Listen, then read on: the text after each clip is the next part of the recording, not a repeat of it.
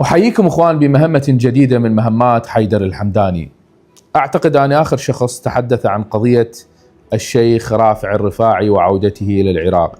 لا أريد أتحدث كثيرا عن هذه الشخصية، فهو شخصية معروفة لا سيما عند عوائل الشهداء من أبناء الحشد الشعبي والقوات الأمنية، لكنني سأتحدث عن بعض التفصيلات اللي ممكن بعضكم ما منتبه إلها. سأظهر لكم مقطعا فيديويا للشيخ من خلاله راح تعرفون شنو دور الشيخ كان أيام دخول تنظيم داعش. شيخنا سمعني دورك شنو كان بلا زحمة عليك. أنا تعاملي مع جميع العراقيين على حد سواء ومنهم المجاهدون. أنا لي المشورة الدينية، أنا مفتي. كانت هناك مثلا إشكالية معينة طرحت عليكم سماحة المفتي وأنتم قدمتم التوضيح فيما يخصها؟ ولسنا بحاجة إلى تفاصيل عن عملهم، لأن هذا شأن عسكري وهنالك قيادات عسكرية هي التي تقوم بهذه المهمة. واضح شيخنا، الشيخ يتهرب. المقدمة جالسة تقول له شنو دورك؟ زين اعطينا مشورة من المشورات اللي كنت تقدمها للمجاهدين اللي هم تنظيم 11 يقصد بهم المجاهدين، فتهرب عن السؤال.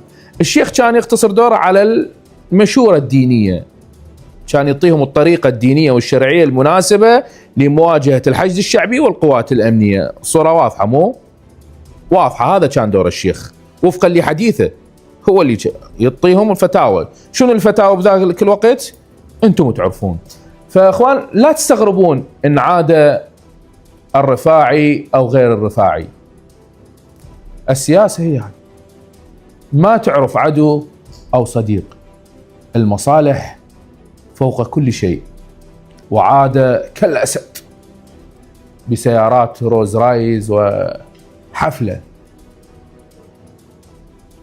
طبيعي جدا، كما عاد خميس الخنجر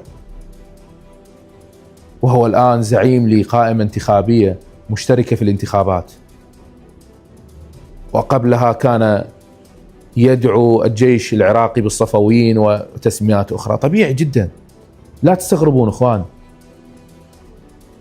طبيعي المصالح فوق كل شيء. لكن أنا لفت انتباهي تصريح للسيد قاسم الأعرجي. سيدنا أنا احترمك وأعزك يشهد الله، لكن تصريحك مو مقنع. لو عايف السؤال وما مجاوبه أفضل. اسمعوا شنو قال السيد قاسم الأعرجي عن رافع الرفاعي. لا توجد صفقة سياسية بالموضوع، وإنما لديه يعني ماكو صفقة سياسية تجي مقابل غلق ملفك.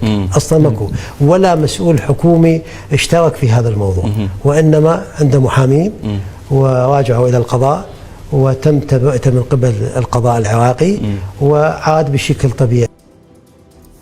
تمام. السيد يقول اخوان ماكو صفقة سياسية رجعتها، صادق بهذا الموضوع. تمام، ماكو صفقة سياسية، والمحامين راجعوا للمحاكم وطلع ما عنده شيء. سيدنا يا معود عندي دعوتين على المادة 433 نريد تنقلهن من محافظة لمحافظة، ما نقلهن القاضي إلا أني أحضر. فشون شخص مطلوب وفق المادة 4 إرهاب راحوا المحامين واطلعوا على الدعاوى وطلع بريء؟ زين اجى هو حضر للمحاكم، دونوا أقواله، أنكر التهم المنسوبة إليه والموثقة بمقاطع فيديوية. لا سيدنا، لو يطلع لي السيد أحمد الأسدي وزير العمل والشؤون الاجتماعية يقول رافع الرفاعي رجع، ما هو ورافع رجع، معلومات انه استبعد كذا، ما اعرف شنو التفاصيل. لا هذاك غير رافع استبعد. لا رافع المشهداني. احنا نحكي عن مفتي الديار، ما يسمى بمفتي الديار. سيد رافع الرافعي اللي كان يخطب على المنصات، اللي كان يخطب واللي انتقد فتوى السيد السيستاني وقال هاي فتوى عنها كذا وكذا وكذا وكذا، فتوى 2014 اللي على اساس انا ما عندي والله تفصيل عنه بصراحه. احنا الاعلاميين عندنا انا ما ادري، معودين تحكون صديق كذب. شنو يعني ما يدرون بيه؟ استاذ احمد ما تدري بيه رجع صديق؟ تفاجئت؟ ما سألت رئيس الوزراء محمد شياع السوداني كنت واقف يما انت مردد كلا كلا للفساد نعم نعم للإصلاح؟ كلا كلا للفساد كلا كلا للفساد، نعم نعم للإصلاح، نعم نعم للإصلاح. نعم نعم للإصلاح.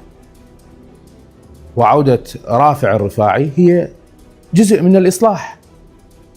ليش تأخذون الجانب المظلم يا أخوان؟ أكو جانب مشرق انتبهوا له، لا سيما عوائل الشهداء اللي راح يتوجهون لصناديق الاقتراع. انتبهوا له، أكو جانب مشرق، حاولوا تنتخبوه تمام وتخلون صوتكم بهذا الجانب المشرق. السلام عليكم ورحمة الله وبركاته.